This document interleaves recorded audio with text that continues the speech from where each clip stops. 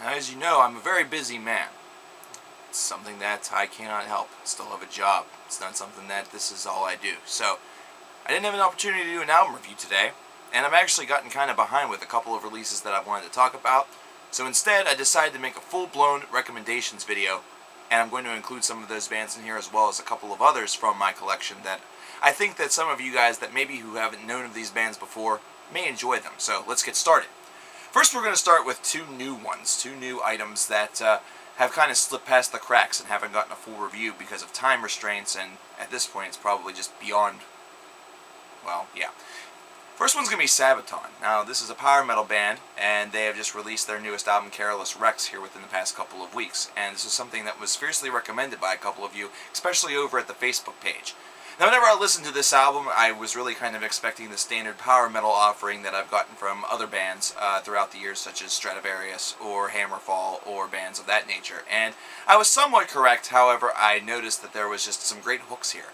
I noticed that there's great atmosphere here, and they certainly have a theme going on with everything that they do, and that's the theme of war, especially wars that relate to Sweden and Scandinavia. And they really like to focus a lot in on more modern wars. However, they are willing to take it back to the past, literally, which is something that happens on this album, focusing specifically on wars from the 1600s and things like that. Really like the hooks on a lot of these tracks. I really think that these guys have a lot to offer, and they certainly have offered a lot for their homeland, considering they've been nominated for various awards, including their version of the Grammys, which is definitely a high honor. So this is a band that is definitely something that I would recommend that you guys check out if you're into power metal, or even if you're just into traditional heavy metal in general, because not only is the topic matter very interesting to listen to, but it's also just very well constructed music.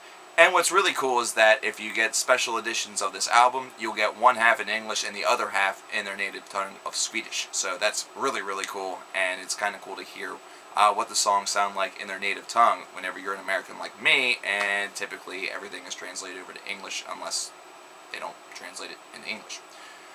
Secondly, and on the other end of the spectrum completely, we have Ahab's new album, The Giant. Now, these guys are a funeral doom metal band that have definitely gained a lot of acclaim throughout the genre and throughout the genre's fans as to being one of the truest purveyors of the funeral doom light. Now, I remember whenever one of their albums came out a couple of years ago, Call of the Wretched Sea, which is now considered to be a classic. A good friend of mine and I were not exactly too high on it, but as I continue to listen to the band throughout the years, and as I've watched them grow and kind of mature, I noticed that there is something about these guys that just has a really strong approach to it, and definitely have a lot of things to bring to the table. And I think it's the fact that they're able to switch between clean vocals and those dirty, those gruff, those death metal style vocals very well. Not to mention the atmospheres that are kind of implanted behind it, even though they sometimes are very slow churning, as funeral doom can be, and seem like they're not going very far. They're able to maintain a very high level of interest with you. You definitely want to continue on whenever you listen to this record. There's definitely a cohesiveness to it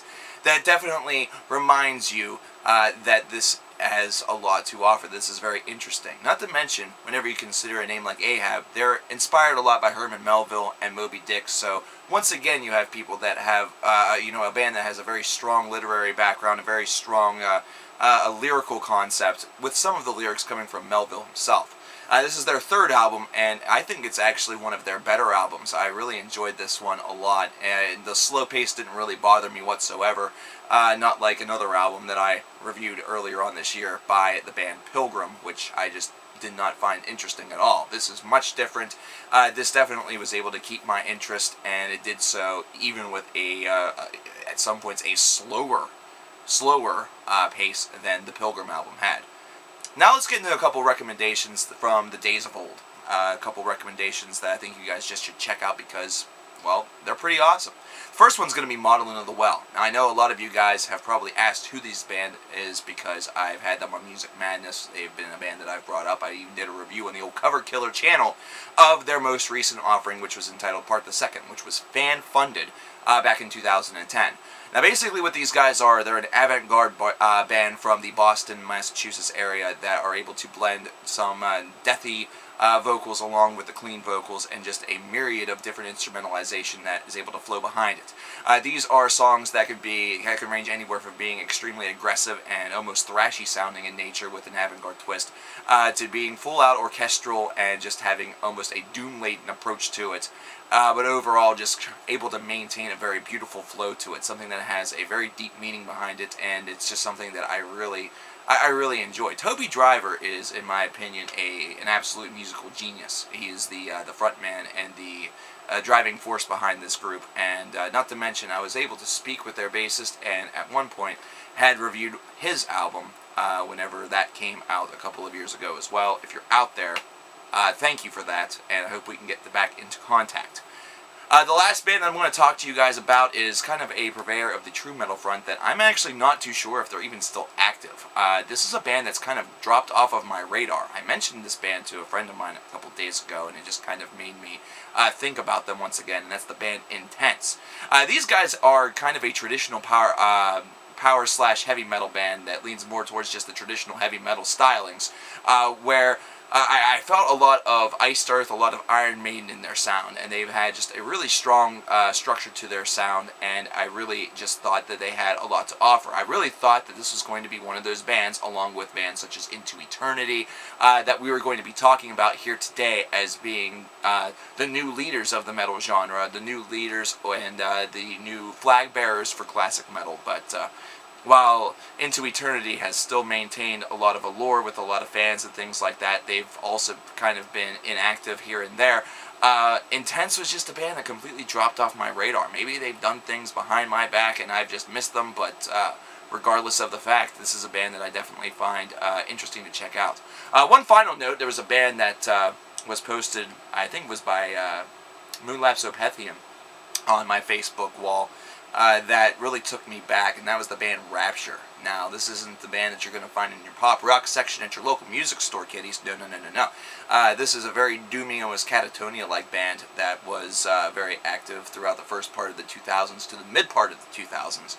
And they played a very doomy slash kind of this depressive style of music that definitely harkened back to the newer, more modern Catatonia, while also presenting a nice uniqueness to them. I really like these guys because they set a dank atmosphere and they were able to, make it interesting, you know what I mean? They were able to make it not all sound like you're ready to die. This isn't Funeral Doom we're talking about. This is something that's very melody-driven. This is something that has a lot of power behind it.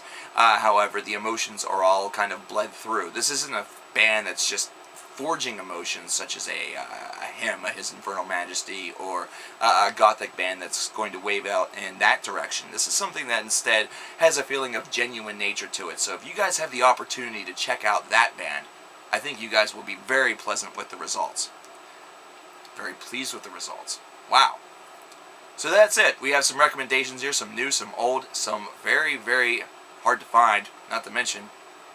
Tell me if Intense is doing anything, guys. I feel like I lost sight of a friend, you know what I mean? Like, I lost a dog or something like that. I'll talk to you guys next time, where hopefully I won't be combining reviews all into one. But until then, Cover Killer Nation, stay fucking metal.